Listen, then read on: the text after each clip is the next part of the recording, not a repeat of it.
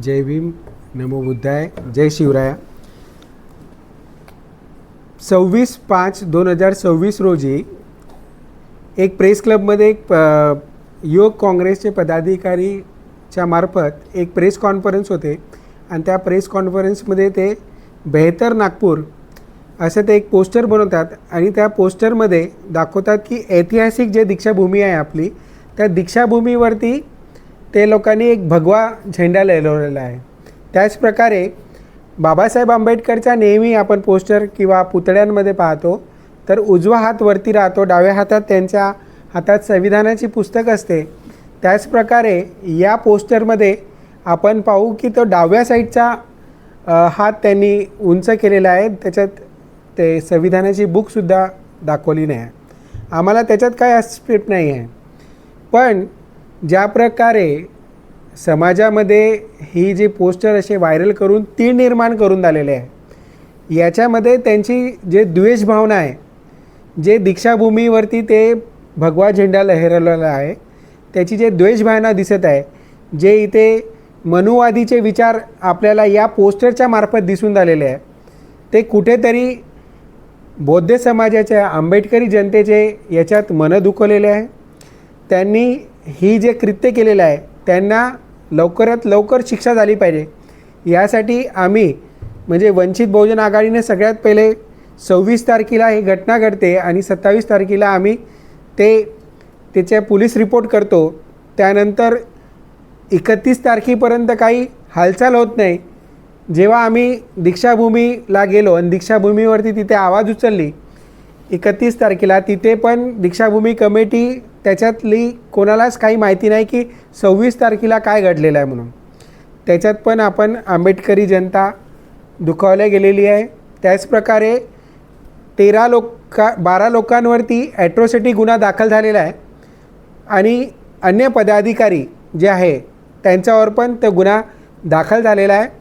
त्यांनी उद्याला बेलसाठी अप्लाय केलेला आहे. तर माझी सगळे आंबेडकरी जनता यांना आव्हान आहे की उद्या जास्तीत जास्त संख्येने येऊन 15 जूनला 11 वाजताचा टाईम आहे, 5व्या माळ्यावरती आम्हाला बोलवलेलं आहे की यांना तिथे उद्या फिर्यादी आणि जे गैरअर्जदार आहेत त्यांना पण बोलवलेलं आहे.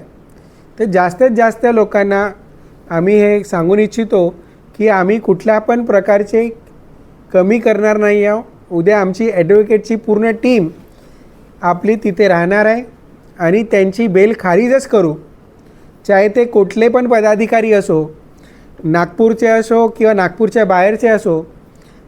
त्या सगळ्यांवर त्या ॲट्रॉसिटी गुन्ह्याच्या अंतर्गत जे काही कलमा आहे, जे काही संविधानिक रूपाने जे पण आहे ते आमचीच मांग आहे की ते त्यांना अधिकृतपणे संविधानिकपणे त्यांच्यावर जे कानूनी ज्यांनी ते कृत्य केलेलं आहे त्या सगळ्यांवरती ॲट्रॉसिटीच्या अंतर्गत त्या सगळ्यांना बेल खारिज झाली पाहिजे, हीच आमचं म्हणणं आहे. युवा काँग्रेसमधून जे आता ही प्रेस कॉन्फरन्स घेतलेली, जे ज्या पद्धतीने हा झेंडा फहरवण्यात आला भगवा, तर याला लीड कोण करत होतं प्रेस कॉन्फरन्समध्ये? याच्यात प्रभारी जे महाराष्ट्राचे प्रभारी आहे ते पण होते, अजय चिकारा म्हणून होते, शिवराज मोरे होते, अनुराग भोयर होते. असे 12 लोकांचे नावं आपण तिथे सांगितलेलं आहे. हे सगळे युवक काँग्रेसचे पदाधिकारी आहे. जेव्हा की एक प्रोटोकॉल असतो त्या प्रोटोकॉलच्या अंतर्गत हे जेव्हा पोस्टर बनवतात ते पोस्टर सगळ्यांकडे स्प्रेड होते. त्यानंतर हे लोक एक मोठ्या प्रमाणात प्रेस कॉन्फरन्स घेतात आणि त्या प्रेसमध्ये अशा प्रकारे बौद्ध बांधवांचं, आंबेडकरी जनताचे हे मनं दुखवतात. याच्या मागचा हेतू काय, म्हणजे त्यांना म्हणायचं काय भगवा जो फहरवायचा आहे आणि जे आपल्याला बौद्ध त्यांची मनोकामना तीच आहे ना. मनोवादी वृत्तीचे लोक आहेत. हे कुठे ना कुठं कधी ना कधी हे समोर येते, हा चेहरा समोर येते. तर काँग्रेसचा हाच बेहतर नागपूरच्या एक पोस्टरच्या मार्फत त्यांनी हे दाखवून दिलेलं आहे की आम्हाला पण भगवा झेंडा हा बौद्ध बांधवांच्या ऐतिहासिक दीक्षाभूमीवर फडकवायचा आहे. हे सुरुवात आहे मॅडम, हे सुरुवात आहे. याच्यानंतर ते आणखी दीक्षाभूमीवरतीच नाही तर मग जेवढे पण बौद्ध विहार आहे त्याच्यावर पण लावणं चालू करेल. या बाबतीमध्ये आपण तिथले जे ट्रस्टी आहे त्यांना भेटले की नाही? आम्ही ट्रस्टीला भेटलो. काय म्हणाले ते? ट्रस्टीला भेटल्यानंतर ते बोलले की आम्हाला असं माहितीच नाही की आतापर्यंत अशी कृत्य झालेलं आहे म्हणून. जेव्हा बोर्ड लागला जाते ते हे सर्वसामान्य जनतेला माहित होतं कारण की ते वाहतात असतात. मी म्हणतो की ते प्रेस कॉन्फरन्समध्ये झालं, प्रेसमध्ये जाहीर झालं, दुसऱ्या दिवशी पेपरमध्ये आलं, तर हे त्यांना काय माहिती नाही का? म्हणजे ते काय अनपढ आहे तिथे बसलेले लोक? त्यांना जर नाही आहे, त्यांना जर करायचं नाही आहे तर त्यांनी खुर्च्या खाली केल्या पाहिजे. दीक्षाभूमी कमिटीला बरखास्त केलं पाहिजे. दीक्षाभूमीवर भगवा फडकवण्याने तिथे दाखवलेलं आहे. असं वाटतं की हे कृत्य जाणून केलेलं आहे. नाही, मुद्दामून केलेलं आहे. कारण की जेव्हा प्रेस कॉन्फरन्स घेतात तर प्रेस कॉन्फरन्सची लीडिंग कोण करणार आहे, साईडला कोण बसेल, उजव्या साईडला कोण बसेल, कोण त्याच्यात अक्षय हेटे म्हणून त्यांनी ते हॉल बुक केला. तर हे काय नियोजन एका दिवसात नाही होत ना. प्रेस कॉन्फरन्समध्ये बसणारे जेव्हा महाराष्ट्राचे प्रभारी तिथे येतात, महाराष्ट्राचे सहप्रभारी येतात, तर हे सगळे लोक जे आलेले आहेत ते महाराष्ट्राचे नसून एक हरियाणाचं आहे. काय या घटनेमुळे शांतता आणि सुव्यवस्था खराब होऊ शकते असं तुम्हाला वाटतं? 100% होऊ शकते. ज्या प्रकारे बौद्ध बांधवांचा, आंबेडकरी जनतेचे मनं दुखवलेले आहे, याच्यातून हे निष्कर्षात येते की यांची जे मनुवादी कृत्य आहे ते कुठे ना कुठे समोर आलेलं आहे. त्याला लपवण्यासाठी हे सगळे कृत्य करून झालेले आहे. आमची एकच मागणी आहे की लवकरात लवकर ॲट्रॉसिटीच्या अंतर्गत जे जे कलमा त्यांच्यावर आणखी लागतात ते त्यांच्यावर लागले पाहिजे आणि त्यांच्यावर ते संविधानिक रूपाने त्यांना जेल कोठडीमध्ये बंद केलं पाहिजे. या करण्यामागे त्यांचा जो काही मनसुबा होता तो तुम्ही आवाज उचलल्यामुळे तो फेल झाला असं म्हणता येईल का? 100%. आणि आता सध्या जे ज्यांच्यावर गुन्हे दाखल झाले आहेत ते उद्या 3 लोकांनी त्यांच्या 15 तारीख उद्या 3 लोकांनी बेलसाठी अप्लाय केलेलं आहे. तर आम्ही ते बेल होऊ देणार नाही. त्याच्यासाठी आम्ही ॲडव्होकेटची टीम पण लावलेली आहे. बेल होऊ देणार नाही म्हणजे ते आता कोठडीमध्ये आहे त्यांना नाही, त्यांना अजूनपर्यंत कोठडी दाखवली नाही आहे पोलिसांनी. फक्त त्यांच्यावर म्हणजे आता फक्त FIR केलेली आहे. नोटीस त्यांना नोटीस इश्यू केलेलं आहे. त्या नोटीसच्या याच्यावरती ते लोक बेलसाठी अर्ज केलेला आहे. उद्या ते बेल अर्जासाठी ते लोक उद्या कोर्टामध्ये येणार आहे. ज्या पद्धतीने चिकारा आणि- Anticipatory bail. चिकारा आणि अजय हे चिकारा. सगळे मिळून ज्या प्रेस कॉन्फरन्स घेतात तर यामागचं त्यांचं स्टंट आहे का की बा आपल्याला पुढे स्टंटच यायचं- असू शकते मॅडम.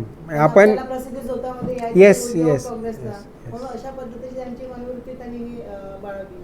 काय म्हणायचं? नाही, आता ते त्यांनी जो प्रोटोकॉल राहतो, जो त्यांनी प्रेस कॉन्फरन्स घेतली ते प्रोटोकॉल अनुसार घेतली पहिले, तर एक हा मुद्दा आहे.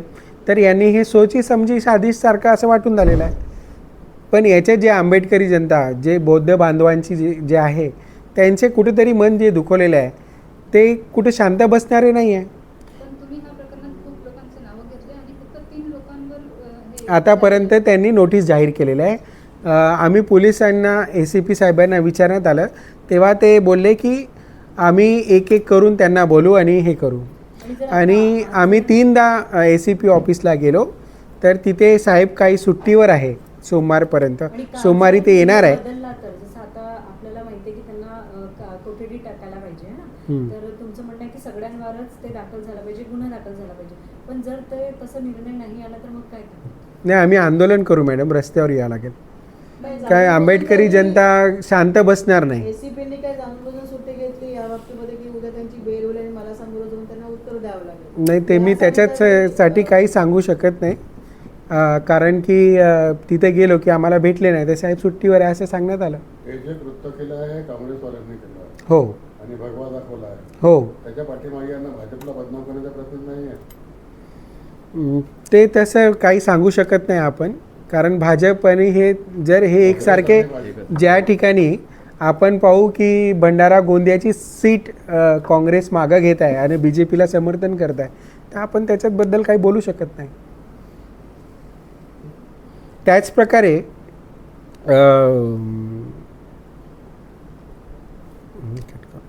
भूमिका काय आंदोलनाची राहणार आहे आपली? आम्ही जर त्यांना आता नाही भेटलं, आम्हाला तिथे यांना बेल एक्सेप्ट नाही, म्हणजे बेल रिजेक्ट नाही झाली, तर आम्ही तीव्र आंदोलन पूर्ण महाराष्ट्रभरात, ज्या प्रकारे भारताभरात इथे दीक्षाभूमी ही ऐतिहासिक भूमी आहे. इथे डॉक्टर बाबासाहेब आंबेडकरांनी दीक्षांतरण घेतलेलं आहे.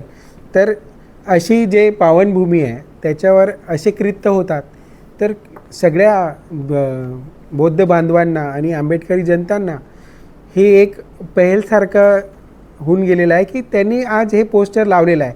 उद्या ते लोक कृत्य करायला पण भेटणार नाही. नाही, म्हणजे दीक्षाभूमीला जाणून टार्गेट केलं जातं असं तुमचं म्हणणं आहे? हो, कारण दीक्षाभूमीला टार्गेट यासाठी करताय की भारतभरमध्ये फक्त दीक्षाभूमी एक अशी आहे जिथे सगळे भारतीय बंधू म्हणजे बोधी जे आंबेडकरी जनता आहे ते डॉक्टर बाबासाहेब आंबेडकरनी दीक्षांतरण घेतलेलं आहे.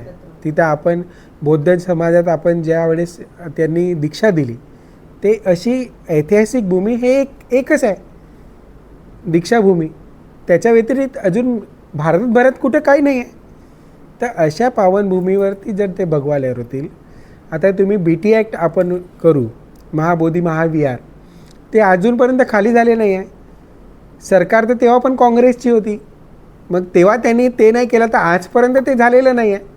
तर कुठं ना कुठं BT ॲक्टसारखं जर इथे पण दीक्षाभूमीवरती त्यांनी अतिक्रमण केलं तर आज अगर भारतीय म्हणजे आंबेडकरी जनता जर उभी नाही राहिली तर उद्या BT ॲक्टसारखं कुठलं तरी ॲक्ट लावून हे लोक दीक्षाभूमीला पण तसं करून घेईल. मग तेव्हा तुम्ही आणि आम्ही काय करणार? म्हणजे एकीकडे तिथे अंडरग्राऊंड पार्किंगचं म्हणजे त्यांनी तेव्हा टार्गेट केलं होतं.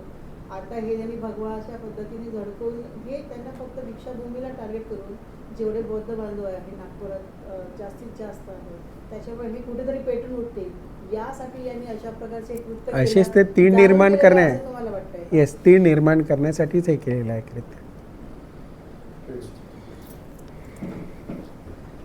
तुमचं कसं मोबाईल बंद करून पोहोचलं चला आले थोडंफार नाही ते तुम्हाला देऊन देतो आम्ही. असं नको होता. या प्रकरणात उद्या जर ह्या गैरअर्जदार लोकांना जर बेल भेटली तर वंचित बहुजन आघाडी महाराष्ट्रातच नव्हे तर पूर्ण भारतात आम्ही आंदोलन करू. हा निर्देश आम्ही सांगू इच्छितो की जे मनुवादी कुत्रे लोक आहे ज्यांना ॲट्रॉसिटीच्या काही भेव नाही काही नाही सध्या पिळून झालेले आहे त्यांना बेल खारिज झाली पाहिजे. अन्यथा वंचित बहुजन आघाडी रस्त्यावर उतरेल आणि आंदोलन करेल. जय भीम. जय भीम, नमो बुद्धाय. मी मंगेश वानखेडे, वंचित बहुजन आघाडी नागपूर शहर अध्यक्ष. काल आपण सगळ्यांच्या मोबाईलवर महावितरणकडून एक मेसेज व्हायरल झालेला आहे. भारत सरकारने